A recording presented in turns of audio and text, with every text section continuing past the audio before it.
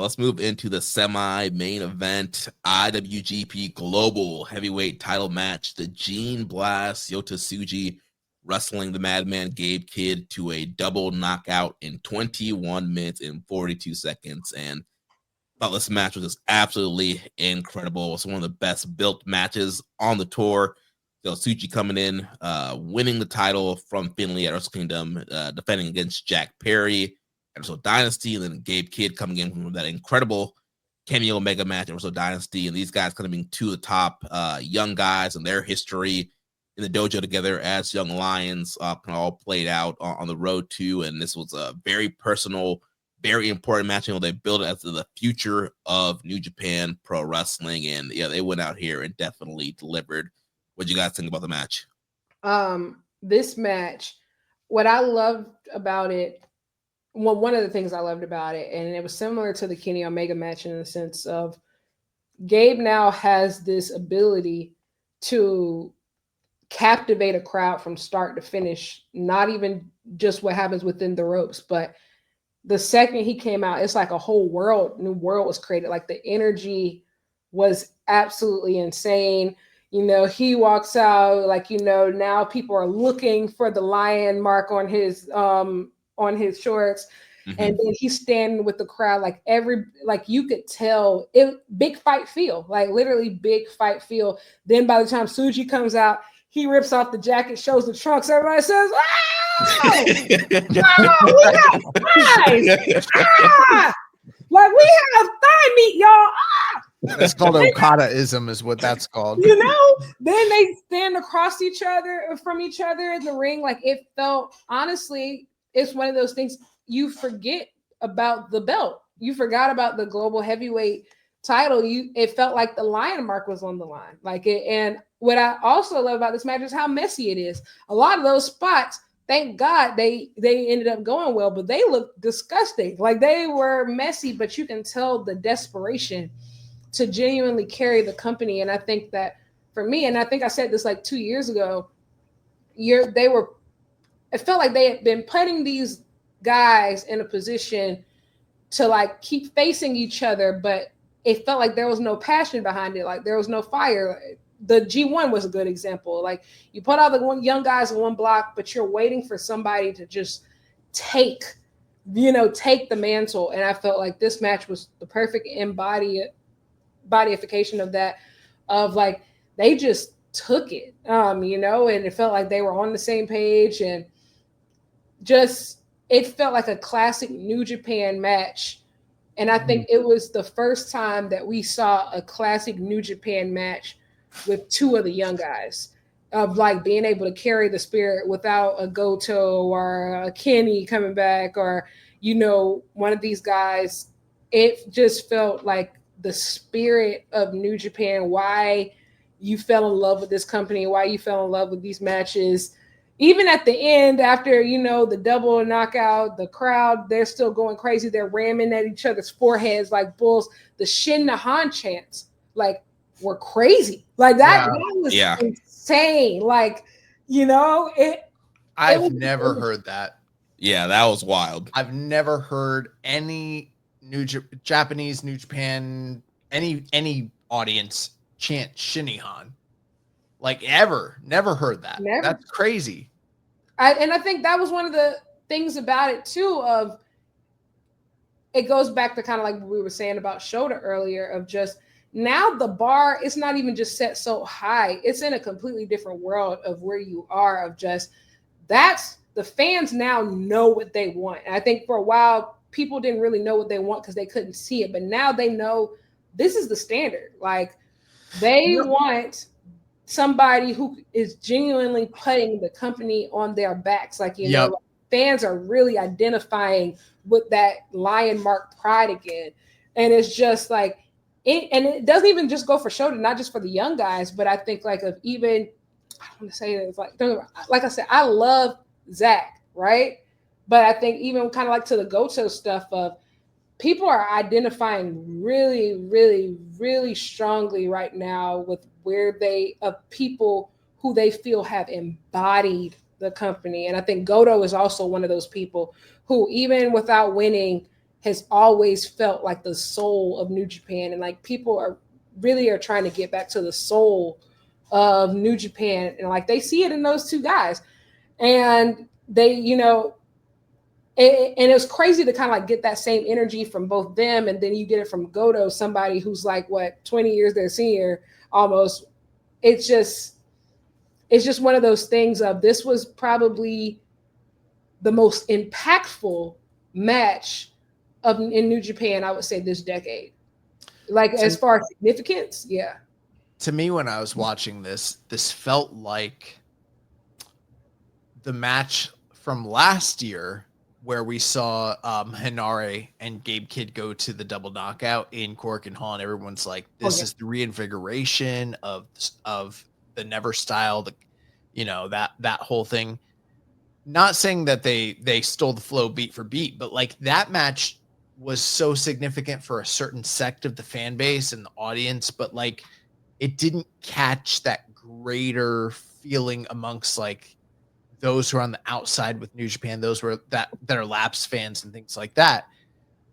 There are similarities between the style of work that was there, and then you can kind of compare and contrast what happens when you have, and this is no slight on Hinare or even Gabe Kidd where he was a year ago, but like when you have two guys that are hot, that people are invested into and impassioned about following, the January 4th shows and the 5th show, and the trajectory that they're on, and sort of like the setting the table for what this match was meant to be, and to see it all play out. You can take the same style of work that was done a year ago in that match, and as much impact as it had, this was even further than that, just because of the principles that are involved and the storytelling that was laid out prior to that. Even though, idiotic fans want to be like, there's no stories in this company. There clearly are. There's through lines. And I thought this was excellent. If I thought that the Never style match that happened earlier in the night was similar to like a Ricky Choshu match, this was like a Hashimoto Tenru match. Like, this was so fucking hard hitting, and these guys just going to bat. And to see the sort of different stylistic approaches between Gabe Kidd and what he represents and his version and vision of what New Japan is. And in some ways it's kind of a throwback.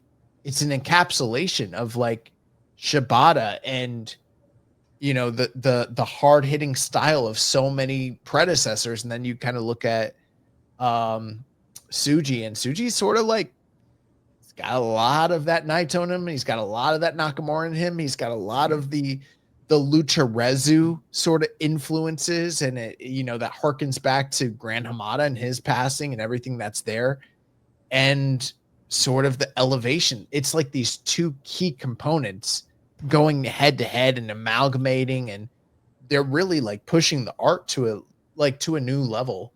And then to hear the crowd like so invested in these characters. And we were really dumbfounded going into the match. Like, what are they going to do? The booking, blah, blah, blah. Who's going to win?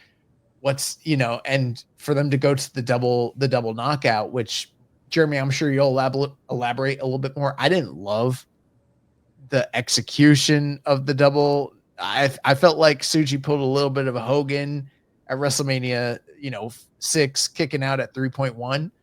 But at the same time, this is what it needed to be. It needed to be a match where these two guys come to a non-finish. Everyone loves it. The work speaks for itself. And then who knows later on down the line, whether that's this year or even maybe a year or two from now, it kind of reminds me of Tanahashi and Omega after the first time that they like wrestled at New Beginning. And then it wasn't like another year and a half or 2 years before we actually got the big Wrestle Kingdom match between them. We could be seeing something like that between these two guys.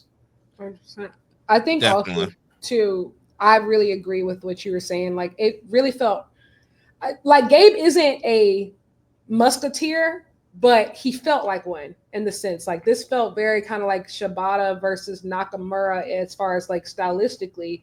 And I think this is the first time that I've seen a match happen in recent New Japan history that didn't have to deal with somebody who was already an established, like, best in the world caliber wrestler, where I saw fans immediately telling other fans, like, hey, I know you haven't been watching New Japan for a while. Like, I know, like, you may not have seen like this in a while, but you need to watch this match. You need to see these guys.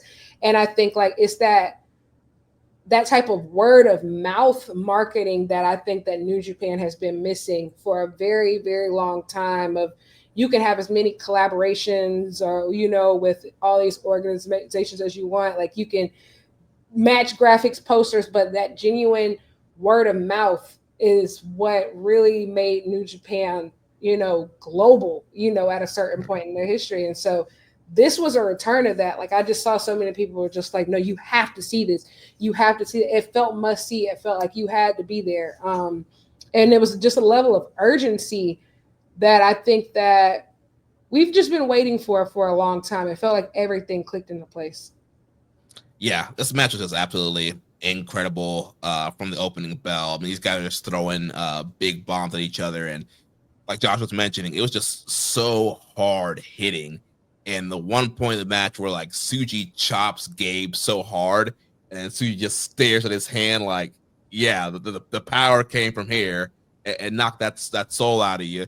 And it was just so crazy. And also, you throw back to their Young Lion days, and Tsuji has Gabe in the Boston Crab at one point, and he has to fight to the ropes. And the fans, big pop, and when Gabe got to the ropes, they were really behind Gabe in this matchup here. And the big spot where Gabe did the big lariat off the top rope to Tsuji was nuts. There was so many incredible spots. Tsuji with the curb stomp and the power bomb, and Gabe Kidd catching Tsuji off of a Gene Blast into a pile driver. And once again, the big Cobra Twist spot, which got a huge reaction when he did it to Kenny Erzel Dynasty, and got another great reaction here. And again, just kind of going back to the roots, going back to Antonio Inoki, and again, kind of showing that stylistic difference where, like, I do feel like, yeah, Gabe is more of that. He's actually the more traditionalist. I feel like he's more about that, that true strong style, that hard hitting, that submission base. And I feel like Tsuji is that more of, like, that Tanahashi, that Naito, Nakamura, that more kind of flashy character. The Lucha Inspo. Yeah, the Lucha Inspo, the Lucha Rezu, the kind of the flashiness, that more kind of jumps off the page at you a little bit more as a personality, as a star. And yeah, we saw that kind of intermix in what they were doing here. But at the end of the day, I mean, they both want the same thing. They want a greater future for New Japan Pro Wrestling. They brought that fighting spirit, the incredible near falls, the big strikes. It was just, the crowd was just so hot. We mentioned the Shinihan chants. It was just awesome. And then, yeah, you get towards the end of the match where Tsuji hits the Gene Blaster, but they're both down, and Red Shoe starts counting. And, it gets to 9 seconds. And this is what kind of Josh was mentioning, where I kind of agree with him too. It's like, so yeah, he hit the Gene, he gets to 9, and Tsuji, he's wobbling up. And I think he's up at this point. And I'm excited. I'm always getting up. They're going to keep going. Then he falls back down. They call it. I'm like, oh man, this didn't come off as well. I'm like, he clearly, to me, I don't know, he was clearly up. Like, he should have not gone up that much. They should. If he went up that high and was doing the stanky leg the way that he was, how does that not break the count? Especially when we've been trained as wrestling fans for so many years that, like, when they reach a certain point, you see them go to 9 and then they stop. And they're not all the way up, but they're like halfway up, and they're like, that's enough. But all of a sudden, Red Shoes isn't going to call it when the dude's on 2 feet and he's wobbling. Come on.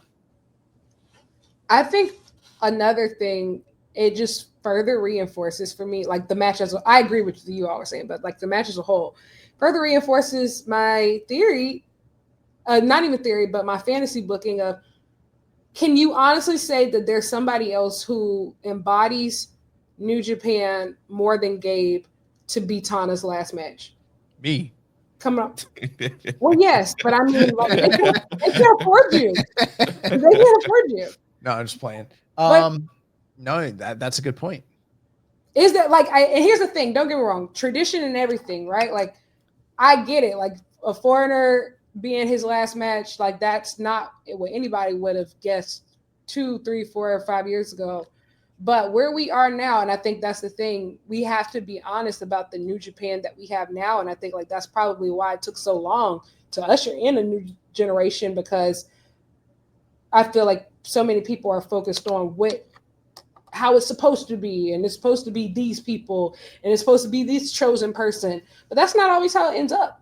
And I don't think that there's anybody better than Gabe, honestly. And if there was, they would have emerged by now. Yeah, that's a great point.